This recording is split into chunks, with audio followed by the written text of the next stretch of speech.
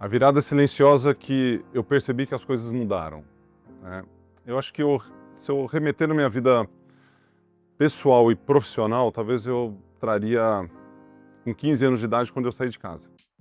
Quando eu fui para São Carlos, tive a primeira experiência de morar sozinho, morar longe, distante dos meus pais, ter uma experiência onde eu tinha que preparar minha comida, ir para a escola, acordar com o meu próprio alarme, ir para o treino, voltar. E essa distância, apesar de todo o suporte que eu tinha dos meus pais, eu acho que foi uma virada de chave grande no ponto de amadurecimento. A partir daí eu fui para São Paulo, vim para São Paulo, né? E depois eu fui para os Estados Unidos e tive uma carreira bem focada no alto rendimento dentro das piscinas.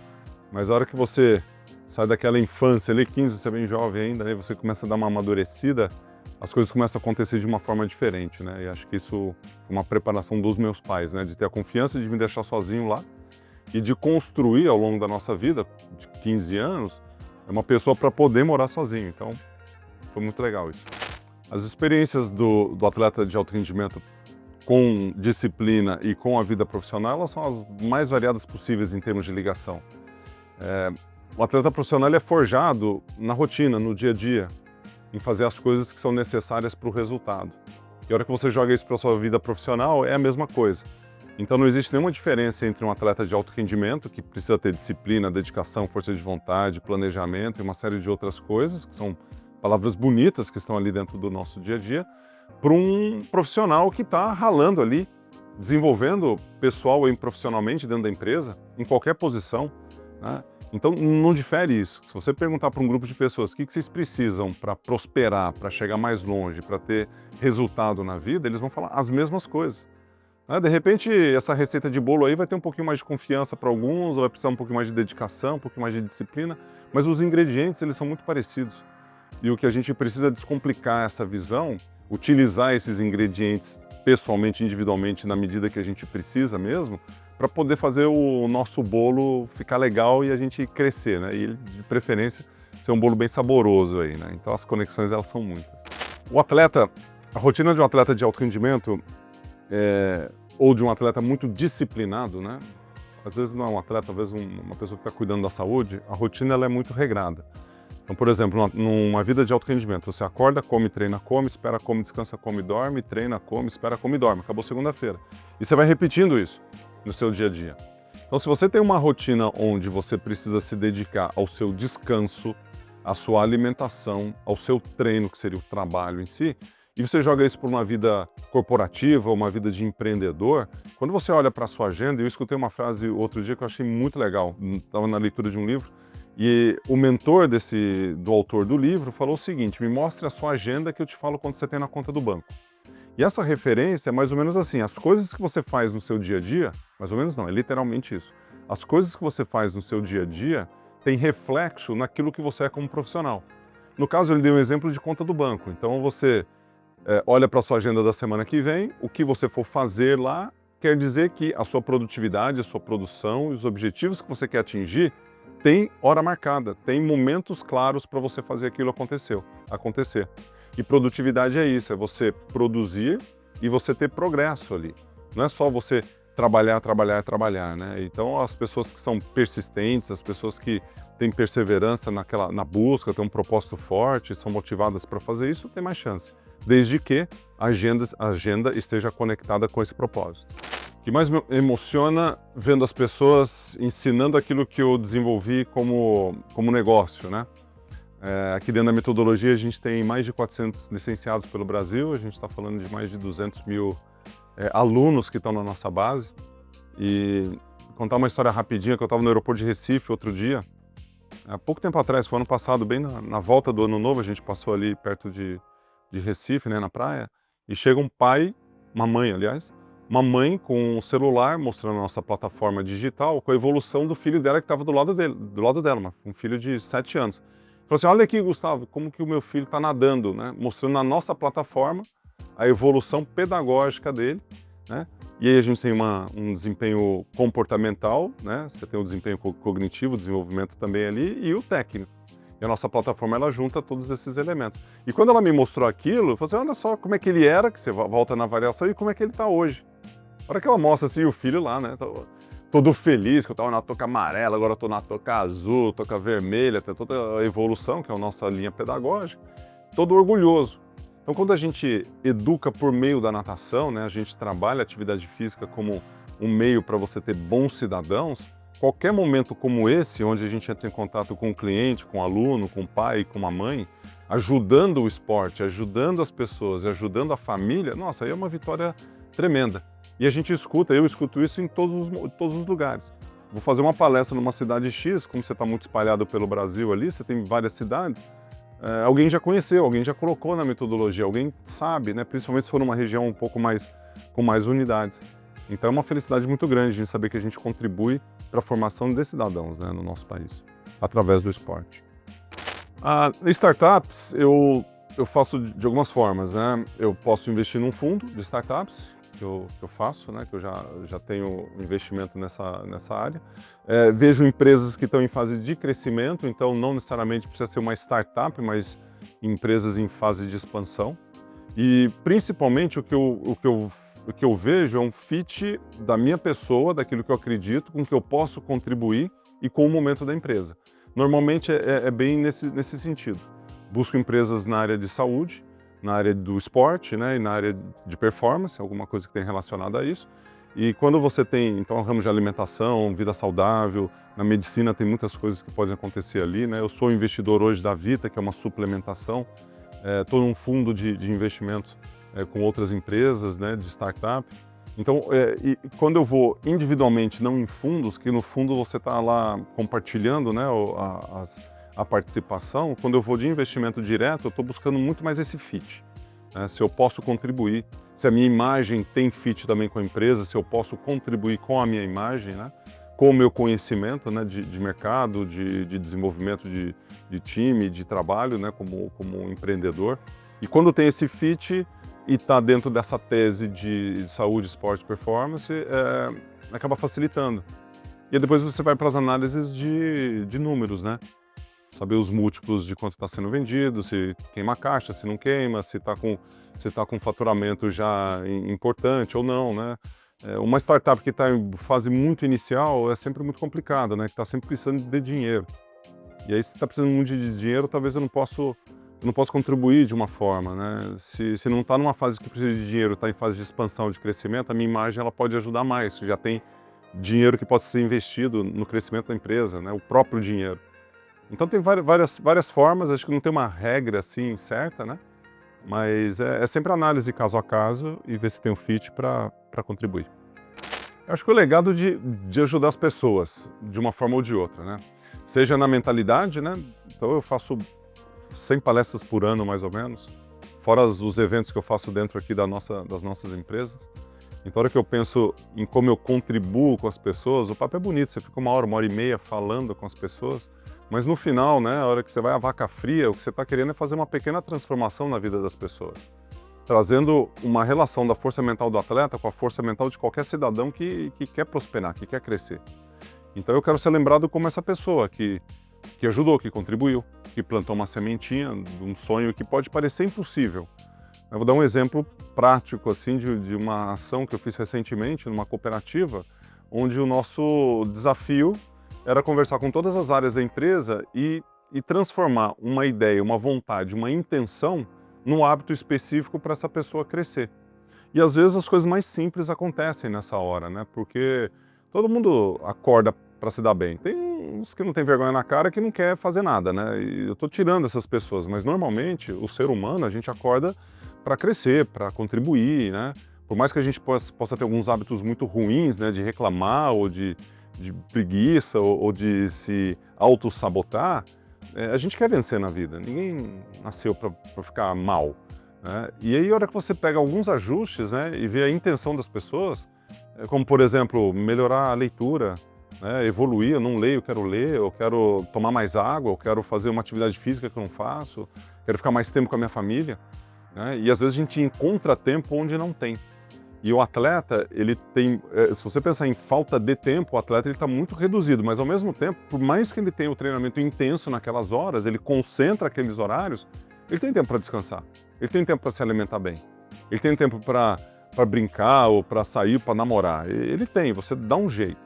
Então, por mais desafiador que seja a vida de qualquer pessoa, às vezes tem 2 horas no trânsito numa cidade grande como São Paulo, você passar uma mensagem que nesses momentos a gente pode dar um próximo passo, avançar em algum hábito, alguma coisa específica, já vale a gasolina, já é algo que pode ajudar. Eu gostaria de ser lembrado como uma pessoa como essa, que ajudou com uma coisa simples. Pô, parei de fazer isso, comecei a fazer aquilo mudou minha vida. Pô, beleza, já tá tudo certo aqui, fecha a conta, zero o jogo, vamos para frente. Total. Empreendedorismo é esporte de alta performance. Ele é uma atividade que tem toda a relação com isso. Tem os seus desafios, né? Eu acho que dentro do esporte, talvez a procrastinação no trabalho, dentro de um fluxo de 8 horas contínuas, né? Ele tem mais chance de procrastinação do que 2 horas num treino dentro da piscina. Então, você vai procrastinar num treino, você pode até procrastinar, e tem gente que procrastina, não treinar com tanta intensidade quanto você deveria, não se preocupar com os detalhes, dê atenção para isso. E normalmente, se você olha, o atleta ele é forjado na disciplina de fazer um treino bem feito. É assim que ele é construído. E a hora que você pega esse resultado que ele faz dentro da piscina, dentro da quadra, dentro do campo, e você joga isso para o mercado de trabalho, ele deveria, com esses ensinamentos, fazer a mesma coisa. Só que a hora que você vai para o mercado de trabalho, né, ou para o fluxo de trabalho dentro do negócio, você está numa área que talvez você não conheça tanto. Ou você não tem o professor, o treinador que te guia fazendo, agora você faz isso, né? Você tem que ser a pessoa ditando qual o caminho que a turma tem que fazer. E você tem que ser o gestor do seu próprio tempo. E essa é uma dificuldade muito grande. O que fazer, quando fazer, o que tem mais impacto, como que aquelas horas ali ele vai trazer mais resultado com o menor esforço, com o maior esforço. E acho que o empreendedor, ele, além de todas essas dificuldades da gestão do tempo e de liderança, nós temos, né, as dificuldades que são as mais variadas, de gestão de time, de tributários, de impostos, né, coisas que você acaba precisando aprender para que você possa tocar o negócio. Não que você vai ficar excepcional em contabilidade ou tributação, mas você precisa saber algumas coisas para você conseguir discutir com os seus sócios, você ver margem do seu negócio. Às vezes a margem está ali, né? Dependendo da indústria que você está participando, as questões tributárias elas têm um impacto gigantesco. Então é complexo e acho que as mesmas horas que o atleta ele coloca dentro da piscina, dentro do campo, dentro da quadra, ele precisa colocar no desenvolvimento dessas habilidades para o empreendedorismo. O maior desconforto que eu senti foi me aprofundar na gestão de pessoas. E esse foi um. Né? A outra, então assim, na minha transição, foram 4 anos de transição. E quando eu fui das piscinas ali de 2000 para 2004, eu, além de treinar, eu estava empreendendo. Então, num primeiro momento, eu estava mais distante da operação. E isso foi legal, porque eu não precisava me aprofundar, ainda estava treinando ali. E aí, liderar as pessoas não era algo que estava muito próximo ali da minha pessoa, né? Eu mais participava de uma forma mais estratégica.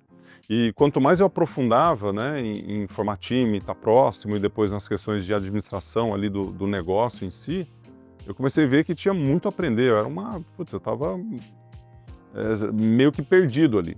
Uma coisa que ajudou muito foi ter sócios, né? Eu tenho sócios em todos os meus negócios aqui, ou na maioria deles, e desta forma você consegue estar na sua área de performance ou na sua área de potencial máximo para você performar melhor. Então, a hora que você tem isso, eu sempre fui muito ligado à venda, sempre fui muito ligado a relacionamentos, então com o time. Você tem negócios como, por exemplo, que levam o meu nome, então você tem uma questão de imagem que traz para o time uma proximidade muito grande, né? Uma proximidade com os clientes.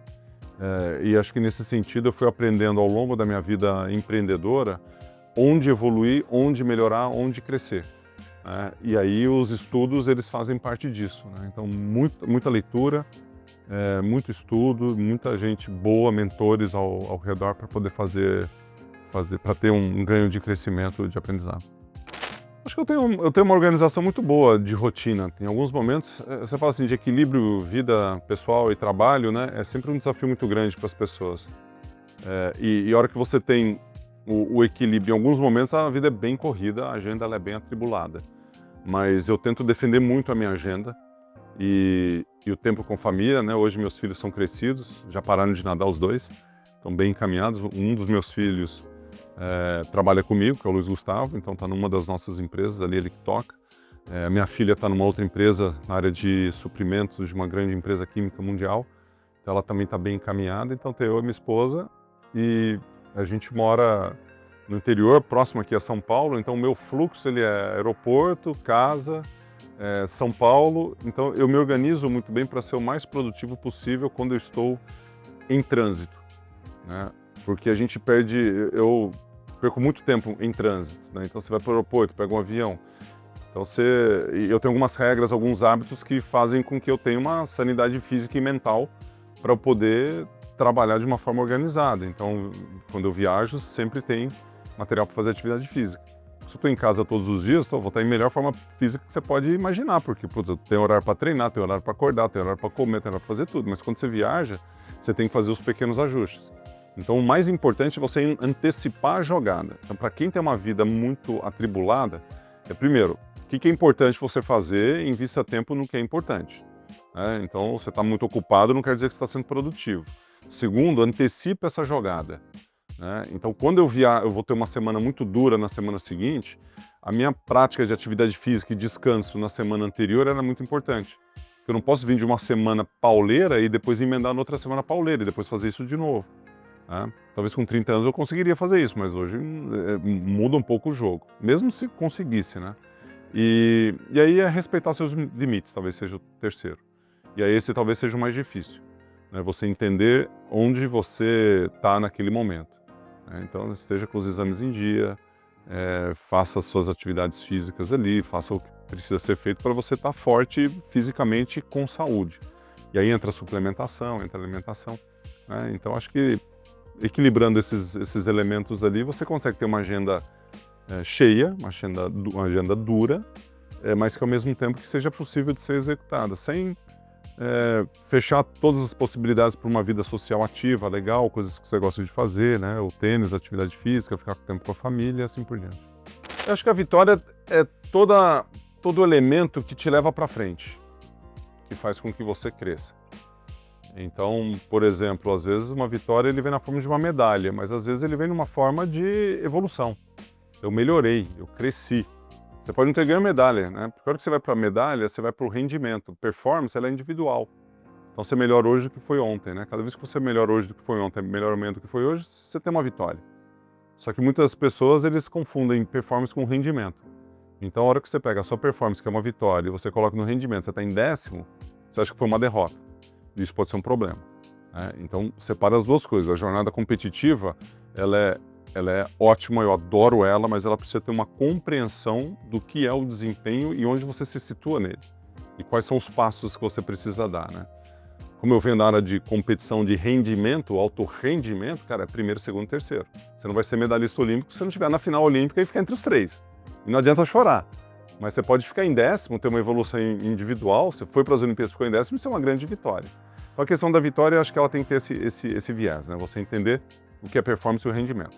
Já na derrota, eu acho que tem também esse viés de você entender onde que você está pisando e se ela é uma derrota ou se ela é uma pequena derrota, um pequeno fracasso ali.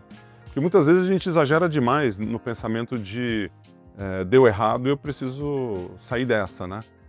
E você tem que sair dessa, óbvio, né? Mas eu não gosto muito da frase, apesar de ser verdade, né, que a gente aprende mais com os erros do que com as vitórias. Eu acho que a gente aprende mais com os erros, vírgula. Porém, nas vitórias, a gente tem que colocar o mesmo esforço para continuar o aprendizado.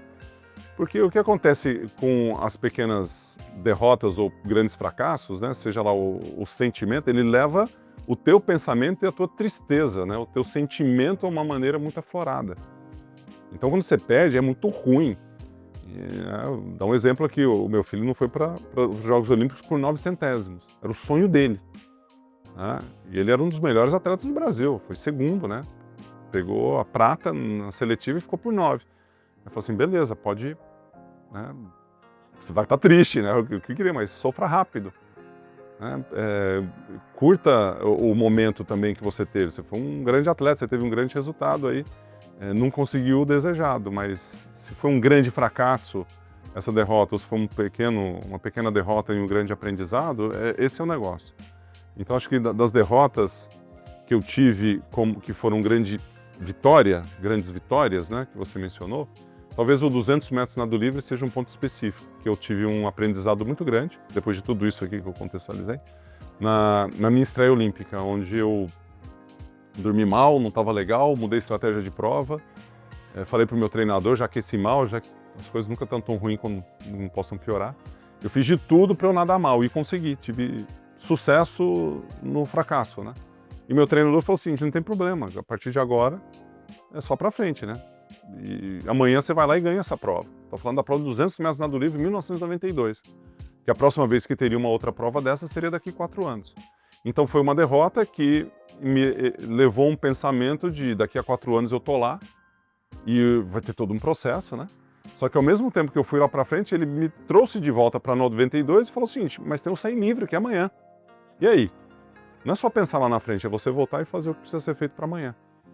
E trabalhar isso. Então, os resultados, quando eles não são bons, você tem que aprender. Quando eles são bons, você tem que aprender. Então, não muda.